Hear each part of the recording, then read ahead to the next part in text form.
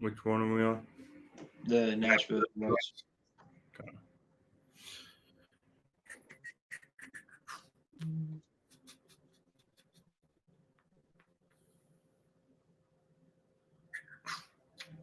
We live. All right. Shalom. Shalom. First and foremost, before we begin, giving all praise to Yahweh, Bashem Yahushai, Bashem Racha, Dash. Double honors to the apostles, elders, wear millstone, and rule and teach well. Shalom, wa barakim to you, brothers and sisters out there. All right, the title, as you can see, is Don't Settle for Less, which honestly is pretty self-explanatory, but I guess Jake is so oppressed and downtrodden that it really ain't self-explanatory anymore because majority of our people, especially here in America, this is where they want to be. This is where they envision themselves being for the rest of time. Talking about their grandchildren and their great grandchildren, trying to start businesses, generational wealth. This is where they want to abide for the rest of eternity, which is settling for less. Something that the Israelites of all people, the so-called Negroes, Latinos, and Native Americans shouldn't be doing because you're a God, a king, and a priest on the earth, settling for shit.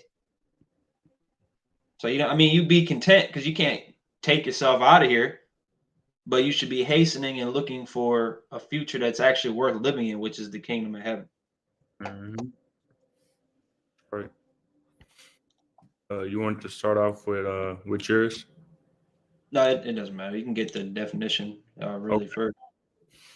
So I had the definition for settling for less, and it says this is from the minimal.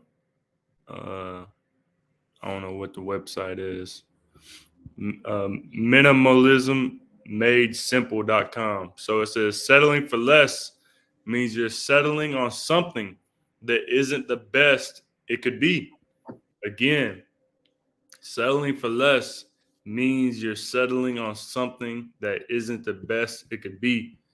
And when you look around society, when you look around this world, around what's going on in the world, it's easy and plain to see that the society is not the best it could be. That is far from it, man. It's far from the best it could be. And when you come into this truth, you realize that, and you're like, this isn't the best. And and when you start to evolve and transform and renew your mind according to the scriptures, you come into the realization that you want better. We need better. In order for us to prosper and everything, this world needs to be changed. And that is going to start when Yahweh Shai comes into play, when he cracks those clouds. And that's what we're seeking for, man. We're not settling for less. We're not settling for this society that is crumbling. As the brother said in the chat, man, this place is going down the drain. This place isn't getting better. It's going down the drain, man. It ain't getting stronger. It's going down the drain, and we see that through the spirit and power of Yahweh Shai. So I got this, and just to start off, Hebrews 13 and verse 14. For here we have no continuing city, but we seek one to come. This isn't our rest, man. This isn't the place where we're going to have generational wealth. This isn't the place where we're supposed to be looking for a 10, 15, 20-year plan, looking for things to continue on as it was pre-2019. That's what Jake is looking for, man. Pre-2019, going back to the good old days, so to speak. This isn't the place, man. But we seek one to come, and I wanted to get that word seek in the interlinear. And it says, let me see if I can play it. Strong's G 1934. Epizeteo. Epizeteo. Epizeteo. G 1934. And it says to inquire for, to seek for, to search for, to seek diligently, to wish for, to crave, to demand, to clamor for. And that's we crave for the kingdom, man. We crave for something better. We crave and we wish and we demand for something that is going to be better than this society right now. And when through the spirit and power of Hashem Yahshua, we believe that is soon to come. You got it, bro. All right. 2 Corinthians 4, 17 to 14. 2 Corinthians 4, 17 to 18. For our light affliction, which is but for a moment, worketh for us a far more exceeding and eternal weight of glory, which is something that we have to wait for, which is not fun to wait, never is. Just like even when you were a kid, you celebrated Christmas, waiting all year to get that gift that you wanted. It's not fun. But once you actually get it, it's very rewarding. The longer the wait, the more rewarding the gift is. It says, while we look not at the things which are seen, but at the things which are not seen. For the things which are seen are temporal, meaning there's no reason you should be putting your soul into Babylon, because this place is temporal. Look at the fucking name, Babylon. It's called Babylon for a reason, which goes to Babal, which goes into confusion. Why the fuck would you want to live here? Right. Why would you want to reside, not even live here? Because you might live in Costa Rica. Why would you want to live on a planet that is abounding in wickedness, that is filled with the wine of Babylon the Great, the whore, filled with the wine of the beast? You got to be out of your fucking mind. That's right. Or you're not an Israelite. 2 Corinthians 4:18, while we look not at the things which are seen, but at the things which are not seen. For the things which are seen are temporal, but the things which are seen, but the things that are not seen are eternal. So it's everlasting, which we don't even know. We can't even fathom what it's like to wake up in a place where you don't have to worry about anything, and knowing that, because you could wake up Saturday morning and still be hurt. But let's say you wake up Saturday morning, you feel good. You know that once Sunday night comes, you're tucking your ass in bed early because you're waking up Monday morning to go toil for another fucking week. Right. That's not rest. All right. In the kingdom, you're going to wake up and know that there is no end date. I got 47 hours till I got to go back to work. No, right. It's going to be forever. And the scriptures tell us that it's basically immeasurable. A drop in the sea is like 1,000 years to eternity. That's where you can actually put your soul into and get generational wealth and have land and have a life that's worth living. The only reason that the brothers in this truth are still living and still pushing is because we understand our purpose. We understand that we need to be here. This is our captivity. We got to serve the Lord. Otherwise, we wouldn't fucking be here. Right. Nobody in their right mind that has a brain within their skull is going to want to live through a society that breeds hopelessness. If we had no hope, we'd be finished. But because of the covenants that the Lord made with Abraham, Isaac, and Jacob, we have a reason to continue to fight another day, because we know eventually in our lifetime, Yahushua is going to return. Doesn't matter how long it is, it's going to be this life. And that's assuring in itself. That's right. We have a reason not to settle for less. We have a reason because Yahweh promised unto us that everlasting life is coming, that eternity, that immortality is coming, that everlasting rest is coming. The Lord Yahweh promised unto us that these things was coming. He engraved our Israel into his palms, man. He said, let me pull that out. He said, though a woman may forget her child, I will not forget thee. Let me pull that out real quick.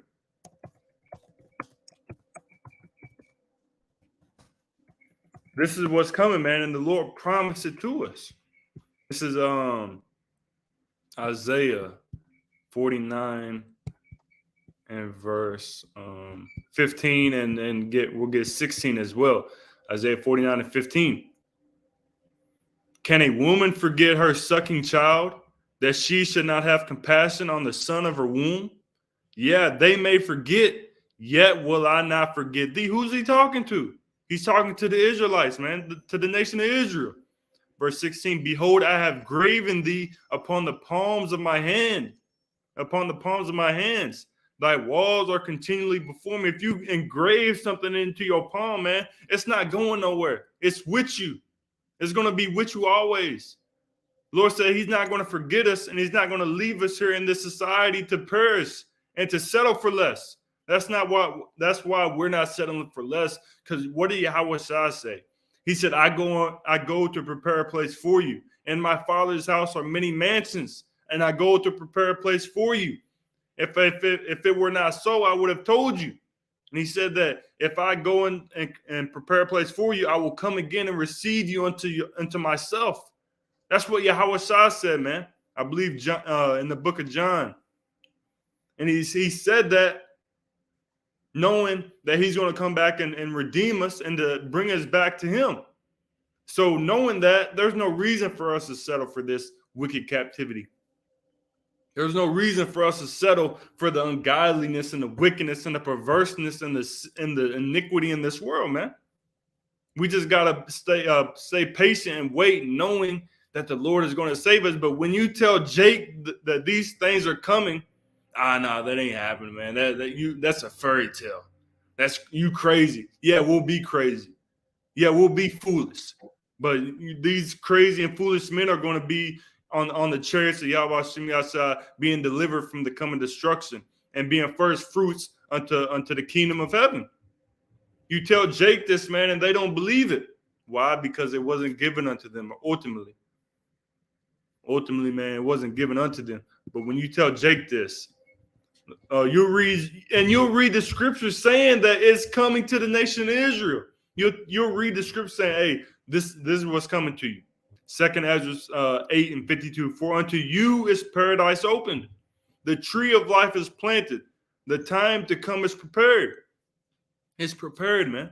Plenteous is made ready. A city is builded, and rest is allowed. Just like the brother saying, you go on a week, you go Saturday, you get done doing camp. You're like, man, Monday's about to be here, man. We got to go back to work, do it all over again. But in the kingdom, man, ain't going to be no more. Ain't going to be no more 9 to 5. Ain't going to be no more struggling to pay our bills. Rest is going to be allowed. That's when we can really kick back and relax, man. It said, and rest is allowed it. Yeah, perfect goodness and wisdom. Verse 53, the root of evil is sealed up from you.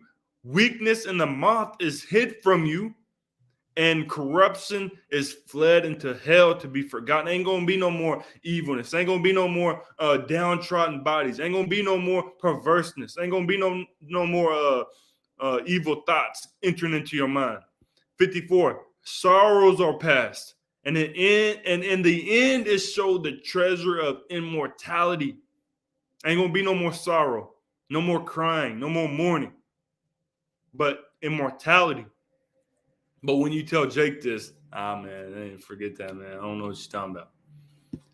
But this is what's really coming to the nation of Israel, man.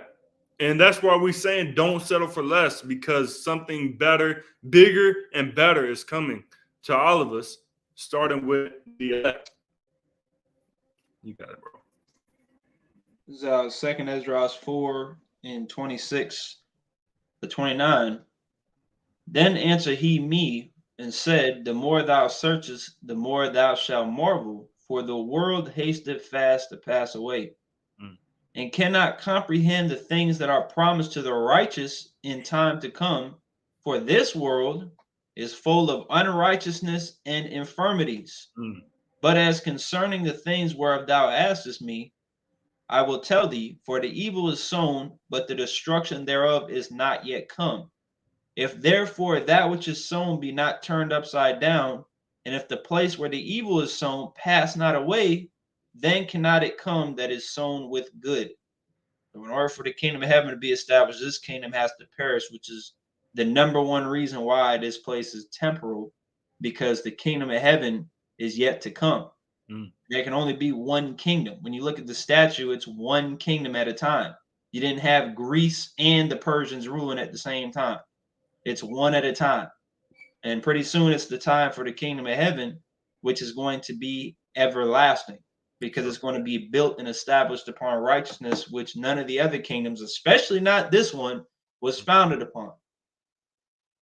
You can't go to the Western Hemisphere and murder all the people on the fucking continent and then say we're going to impose the laws of God and start a righteous country. You're dumb as shit. That doesn't make any sense. That alone proves that this is not the society that you want to be a part of. The Lord said that the only way it can be cleansed is by the blood of him that cleansed it. So if you want to be down with the society, you're going to be part of that blood that's going to get shed.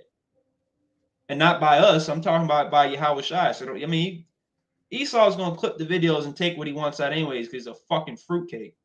But at the end of the day, when you listen to us in context, we bring out scriptures, we substantiate everything that we say, and it all makes sense. Everybody that played a role in the Israelites' destruction, you're going to pay. Sure. That's another reason why you don't settle for less, because settling for less means that you got to continue to lick Esau's boot. I'm not going to fucking do that. But all you people out there, 2/3 here in America that want to do it, go ahead. You're going to die with them.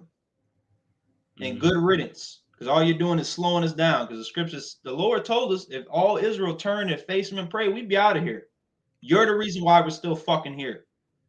Mm-hmm. That's right.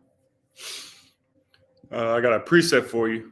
Daniel 2:44. And in the days of these kings shall the Most High of heaven set up a kingdom which shall never be destroyed, and the kingdom shall not be left to other people, but it shall break in pieces and consume all these kingdoms, and it shall stand forever. If you wanted to break that down, brother. All right, so I can read one more time. I zoned out. Daniel 2:44. And in the days of these kings shall the Most High of heaven set up a kingdom which shall never be destroyed, and the kingdom shall not be left to other people, but it shall break in pieces and consume all these kingdoms, and it shall stand forever. Right, and that starts with Yahweh Shai, which read Revelations, not telling you, I'm saying people to listening. Read Revelation 19 and start about the 10th verse, 11th verse, and it'll talk about how Yahweh Shai is going to come back and make war with these nations. It talks about many crowns dealing with the nations that he's going to take down. We're not just going to have the land of Israel and the kingdom. We're going to have the whole planet under our subjection. And that's all through Yahweh Basham Shai. Yahweh promised Yahweh Shai the heathen as an inheritance. And if we continue in the faith, we're joint heirs with him, we're going to receive that thing as well. And it said the kingdom ain't left to other people, so ain't nobody going to play a role in it. It's not going to be like the Medo-Persians. It's not going to be Esau and Jacob ruling at the same time, Moab and Jacob. Definitely not Esau and Jacob. Yeah, it's just going to be Israel. The so-called Negroes, Latinos, and Native Americans, which although their looks may vary, they're the same people. Their languages, religions, whatever today may vary, they're the same people. And they're going to be ruling as one nation again in the kingdom of heaven. That's right. And everybody else is going to be under them for 1,000 years in hardcore slavery. And then after that, Esau is going to be cut off and the other nations are going to be tributaries. That's right. But then, of course, at that time, the 16 nations that remain that are tributaries, they're going to enjoy the kingdom of heaven to the extent that they can. Not like Israel, but then, it's going to be basically like today, except righteous. Right. And everybody's going to have real food. Everybody's going to have real wealth. There's going to be order established. Not going to have to worry about somebody getting stabbed over a goddamn vape. Right. Ain't going to be no vapes in the kingdom. Yeah, it ain't. Ain't going to be no cigarettes, no blunts in the kingdom of heaven, man. And this is going to be an everlasting kingdom, a kingdom that shall stand forever. Yeah. Which that's what the elites are trying to do right now. But their way of going about it is wicked. That's their inward thought, that their houses shall continue forever. They think that they're going to have it forever, man. But gladly, I was about to say sadly, but that's not sadly. Gladly, that's not the case, man. Esau is about to fall, man. And righteousness, and just like I read in 2nd Ezra 8, sorrows is going to be past. Evilness is going to be past. And then there's going to be immortality for the nation of Israel. That's what we're seeking for, man. And Esau isn't going to endure forever. They got bounds, man. They got bounds that they cannot pass. This kingdom ain't going to stand forever. This kingdom is on its last leg, man. It's already falling. It's circling the drain, man. Like we continue to say. It's done for, man. Why would you want to settle for something that's already being destroyed, something that's already circling the drain? Honest, I ain't gonna say that, but back in the 70s, okay, cool. You want to do this and that, because that's when America was at its peak. But look at the place, man. It's falling. It's done for. You got it. I'll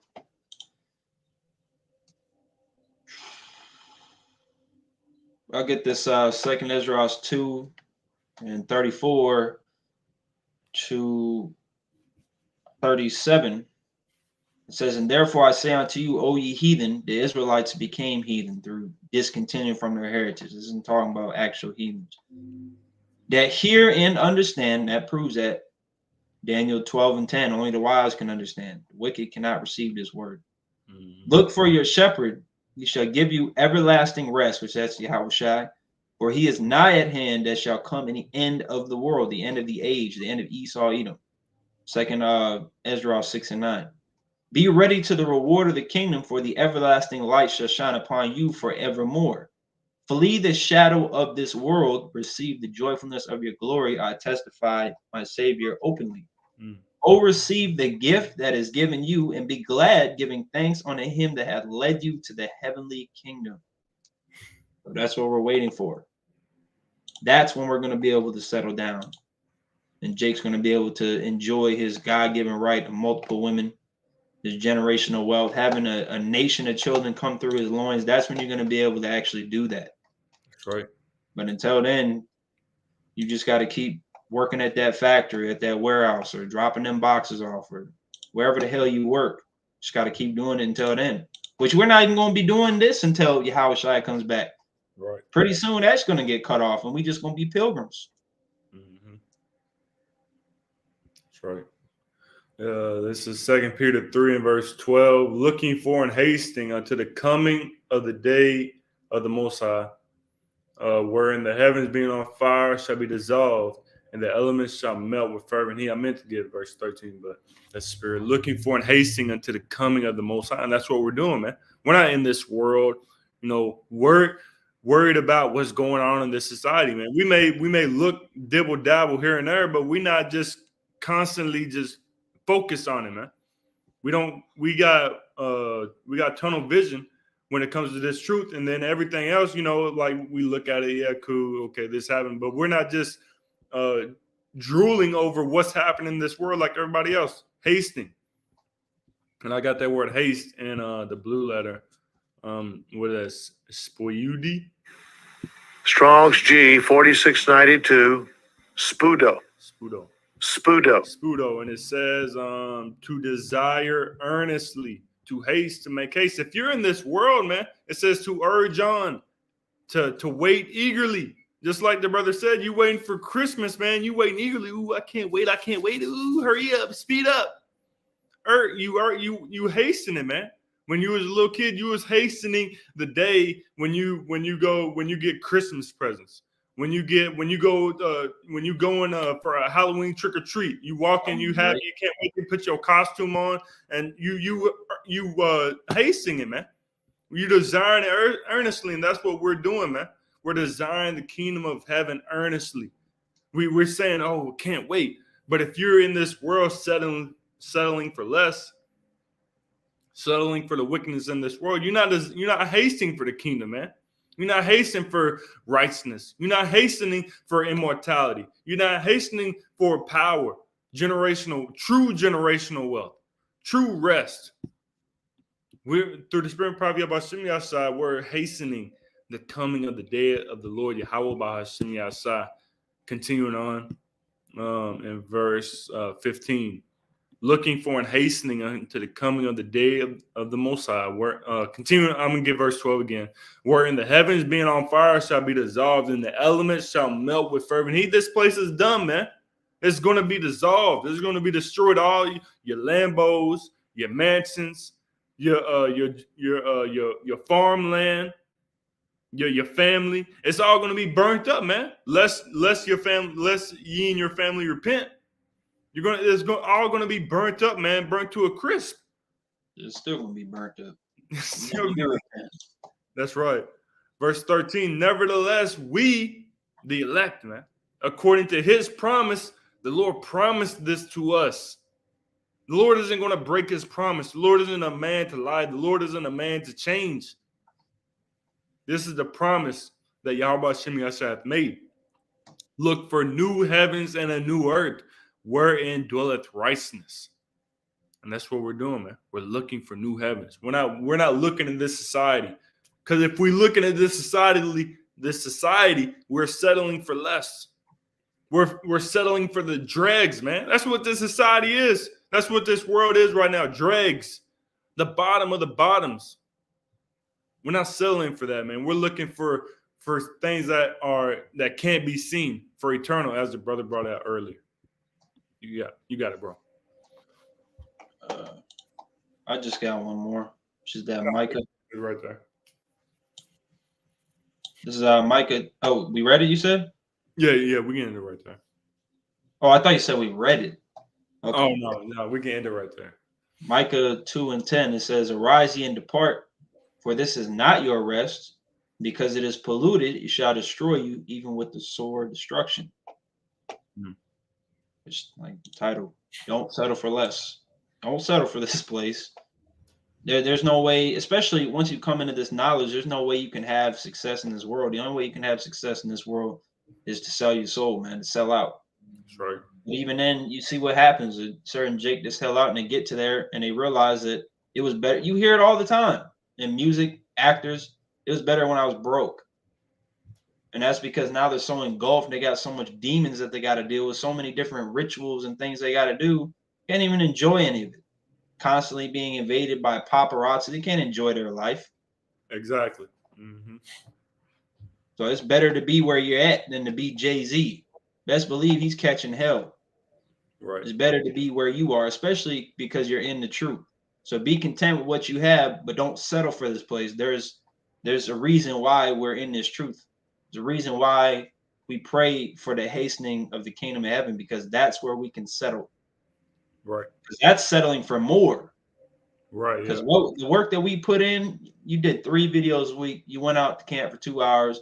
You fasted once a week or once every other week, whatever. You prayed. Is that really that hard? It's not. Especially for the reward you're going to receive. That's lightweight.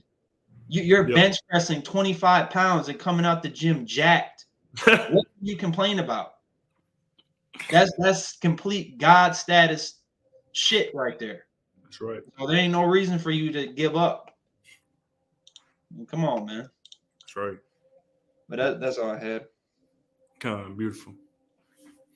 You have anything else you wanted to say? Mm. All right. Well, Lord, willing that this lesson was edifying, before we close, giving all praises to Yahweh, Ba'ashem Yahushai, Ba'ashem Rachah HaKodash. The honors go out to our apostles, elders, great millstone, and ruin, teach well. Shalom and Abba Ba. Shalom, Abba, Ba.